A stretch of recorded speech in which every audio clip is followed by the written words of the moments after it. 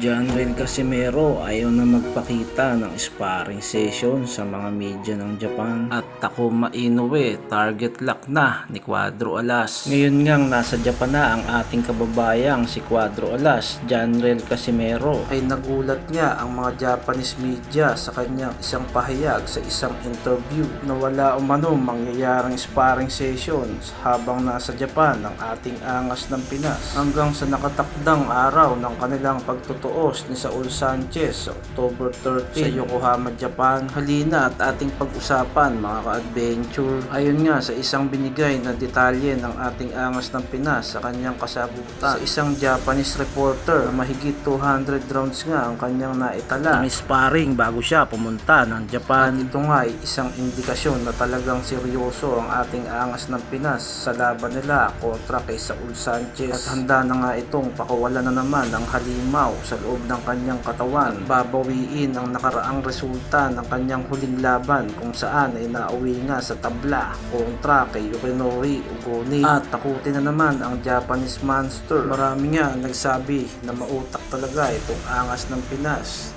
dahil nga ayaw na ayaw mapanood ang kanyang mga sparring session sa Japan. Well, sa tingin nga natin mga ka-adventure, ito ay isang napakagandang technique upang hindi nga makita at malaman ng kanyang paparating na kalaban ang kanyang magiging estilo sa kanilang magiging bakbakan. At may punto nga rin naman ang ating angas ng Pinas kung nasa 200 rounds nga ang kanyang naitala bago siya lumipad ng Japan. At ang tanging gagawin na nga lang ng ating pambato ay mag-adjust na lang at magbawas ng kanyang timbang upang makuha ang 122 pounds at ma-maintain nga hanggang sa araw ng kanilang laban.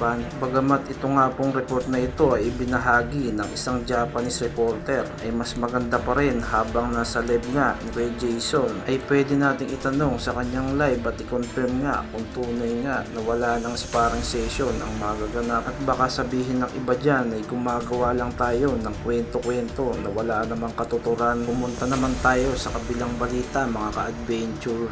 Klarong-klaro nga po na sinabi ng ating angas ng Pinas habang nasa live ay kung talagang ayaw lumaban sa kanya ng The Japanese Monster ay itong si Takuma Inoue na lang ang kanyang papalagan sa Super Bantamweight o Bantamweight Division. Ito nga ay isa sa napakagandang idea ng ating angas ng Pinas upang maging kampyon at makakuha ulit ng titulo sa Bantamweight Division. At kung matuloy nga itong laban niya kay Takuma Inoue at kanyang wasakin ay siguradong magagalit itong si Naoya Inoue at sa tingin ko ito na nga ang mitya ng kanilang dream fight na matagal nang natingga.